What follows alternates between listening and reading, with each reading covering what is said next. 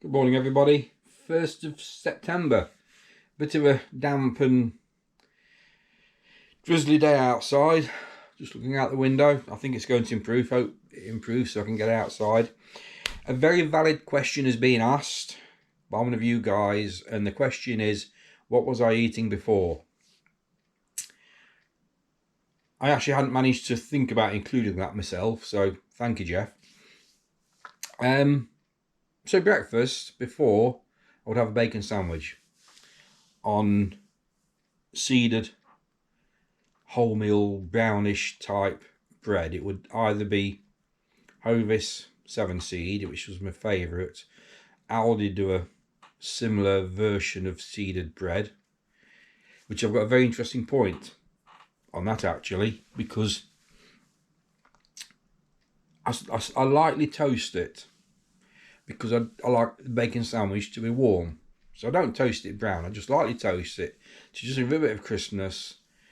Spread the tomato sauce on either side, put the bacon in and eat it.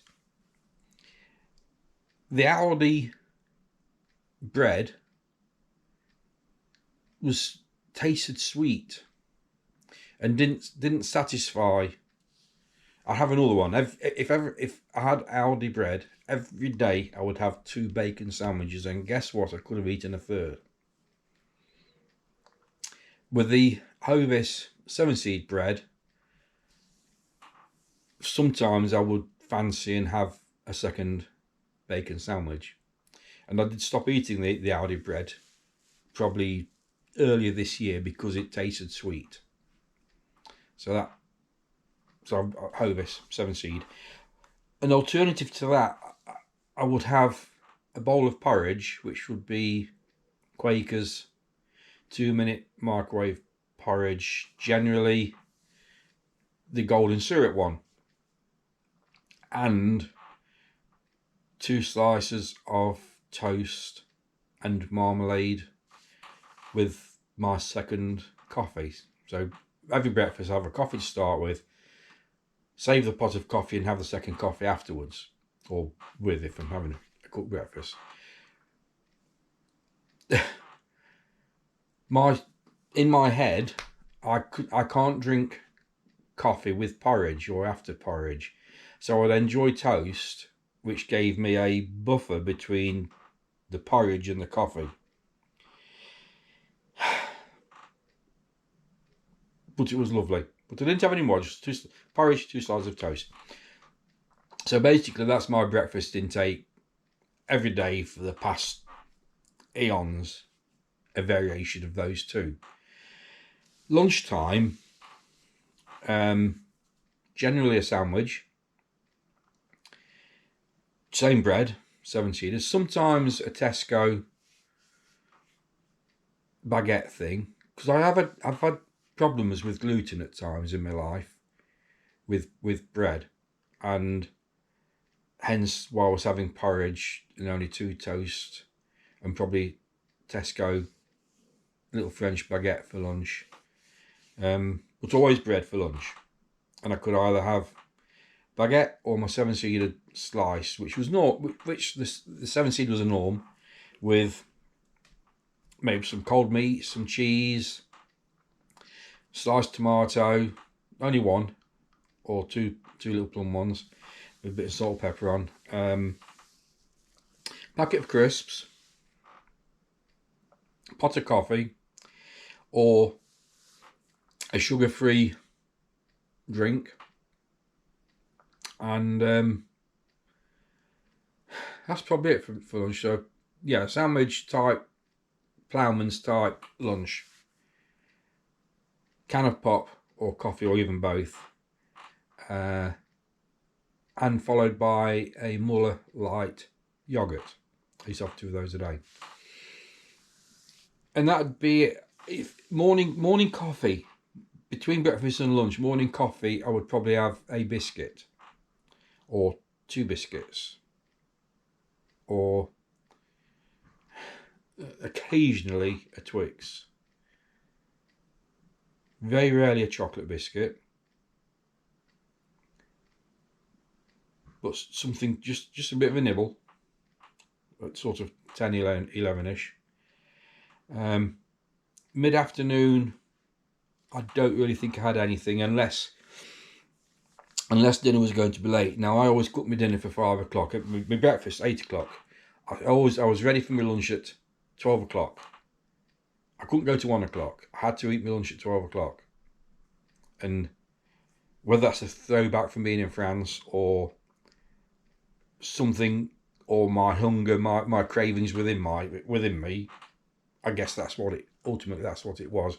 But 12 o'clock I had my lunch. I was ready for my dinner at 5, maybe 6. Certainly at 5 o'clock I'll be in there sorting dinner out.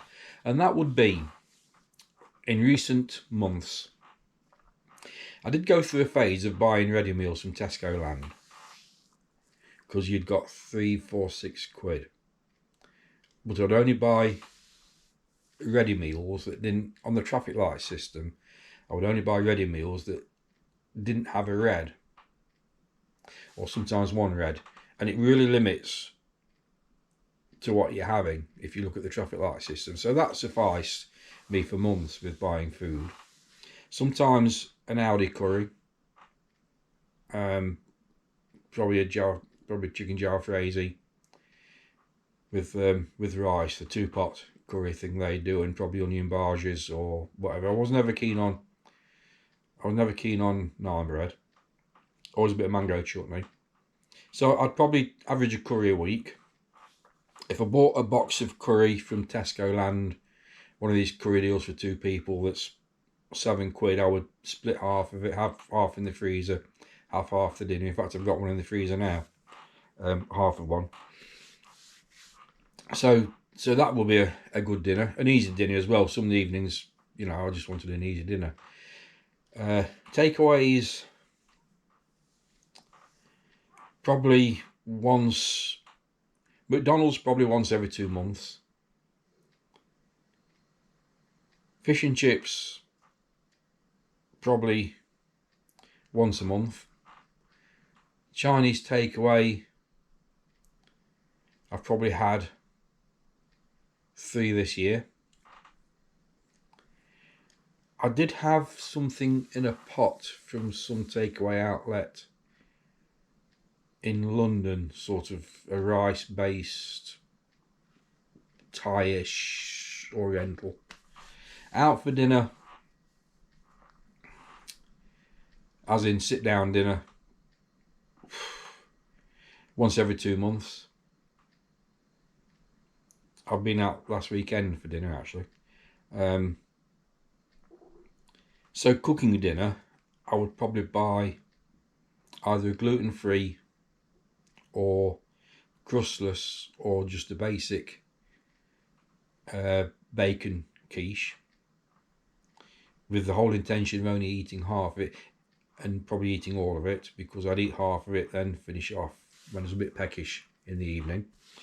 I would have that with a little bit of salad, which I didn't eat because I didn't like salad, but I knew I liked salad. I could never understand why I would make a lovely salad and not be able to eat it, because I didn't enjoy it. Probably pizza. If I had a pizza, it'd only be a basic margherita type of cheese and tomato. 3 cheese was my favourite. Aldi did a 3 cheese, which was less than 2 quid. Tesco Land do something similar.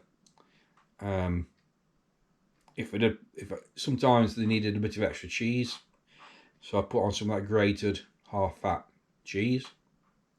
And as we know, it's half fat, but what does the other half be made up from? Obviously, man-made additives.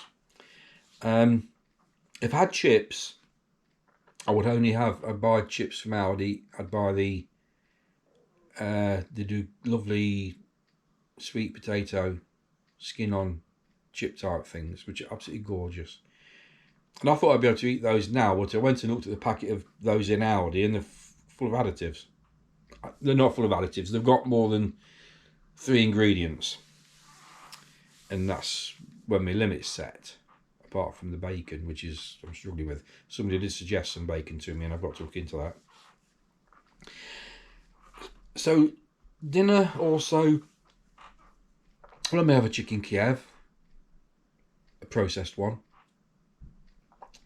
Maybe a piece of salmon and some baby new potatoes and some asparagus, or not a lot of red meat in my diet. Chicken, various ways in the oven.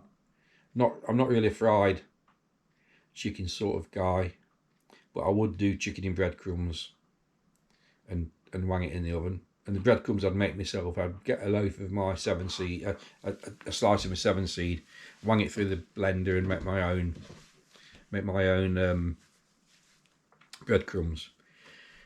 Probably Tesco Finest sausages. They're nice.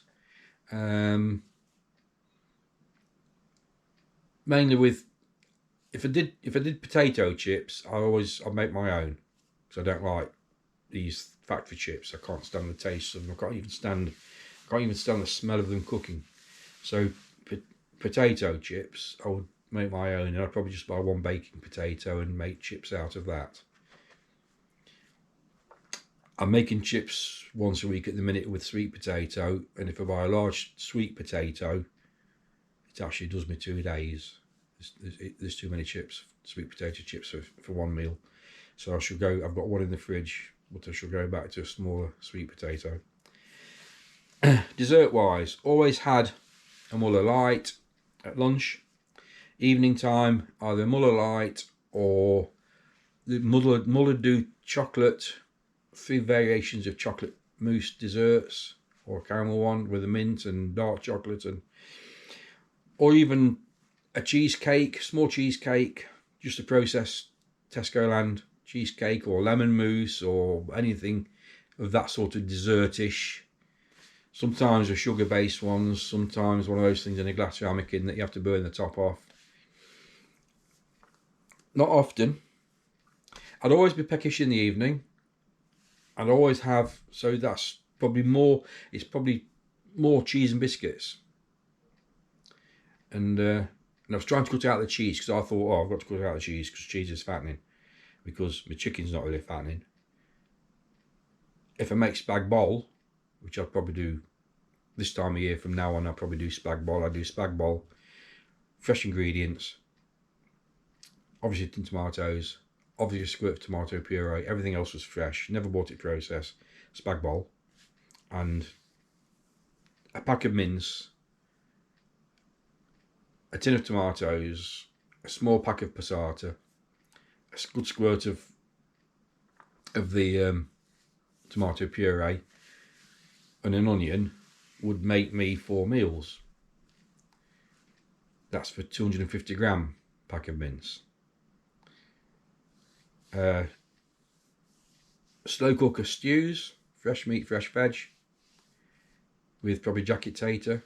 I do like a jacket tater. I like a jacket tater with a can of chilli. I like a jacket tater with butter and cheese and baked beans. I love a jacket potato that you scoop the potato out, mashed it with some grated cheese and some butter, salt and pepper, put it back into the potatoes, 2 jacket taters this is. Put it back in the oven and baked it off. And again in the evening I'd be peckish. I'll have cheese and biscuits, probably some dips, you know, a hummus dip and some thins. I'd have nibbles. Speaking of dinner, I'd have an aperitif with nibbles before dinner, generally whilst I'm cooking, and that would be probably an Asiatic selection of meats, or meats and olives, or feta cheese and olives and bits and bobs and anchovies, sort of, you know, European healthy, continental or Mediterranean healthy diet stuff, all out of a packet, of course. So that basically was what I was eating before. Cooking, if I'm cooking for myself, I'm probably eating 2 portions worth. You know, a whole pizza with chips through the evening is more than you need, I guess. But it is with carbs. So I was eating a carb heavy diet. I was eating a carb heavy diet with my bread. I was eating pasta, but only a single portion of pasta, not a double portion of pasta. Sometimes I'd buy one of those packets of tortellini type pastas and a mascarpone sauce. So I'd buy 2 packets of tortellini type pasta, either one in the freezer or one for later. The mascarpone tomato type sauce I would put half in the freezer to have with the other meal, but I would eat a whole packet of pasta. And probably my favourite meat to have with that would be a pork steak, or 2 pork steaks. But always an appetizer, always a glass of wine, and I'm on about a Nottinghamshire Madness size glass of wine, possibly a gin, wine with, and my nightcap at bedtime would be a nice glass of scotch, preferably single malt, which I may have also had a glass of scotch during the evening as well. And again, the measures of scotch you get at Madness Manor are, well, I don't live a half empty glass in life.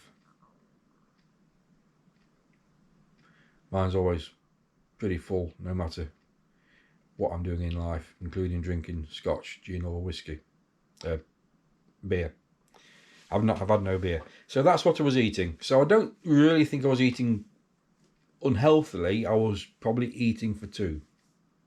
Hence, that's why I looked like I was carrying another person inside me, I guess. I don't know. All I can say is I've been on the scales this morning and I was it's on Facebook. What did I put? 224.4 or 6 I was on this morning. Concerned weight's dropping off. Well, I'm not concerned weight's dropping off because it needs to drop off. And I'm sure it's going to find its own level at some point where weight loss,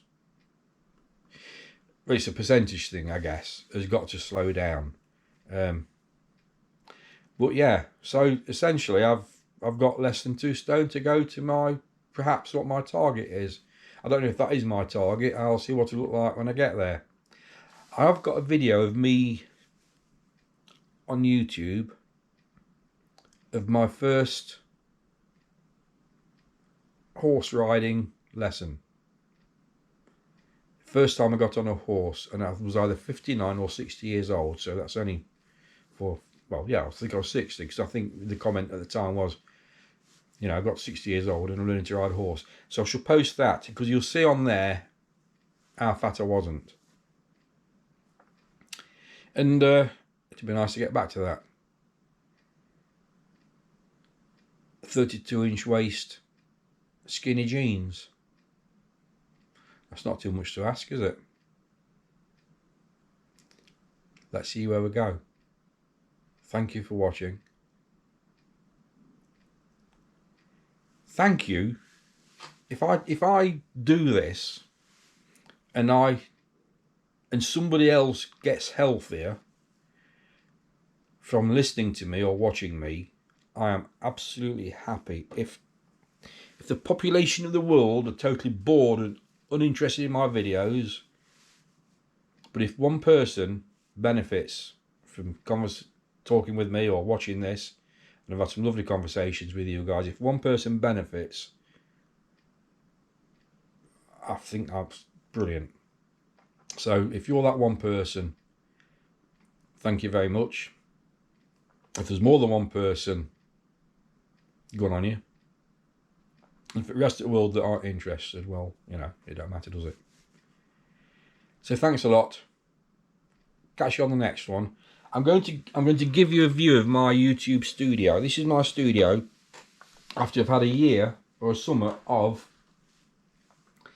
outdoor life, of camping, visiting, cycling, mucking about with horses. gardening and everything else, when you've spent a summer outside doing absolutely diddly squat inside, I'm ashamed to say that this is the current state of my studio stroke workroom. Watch this.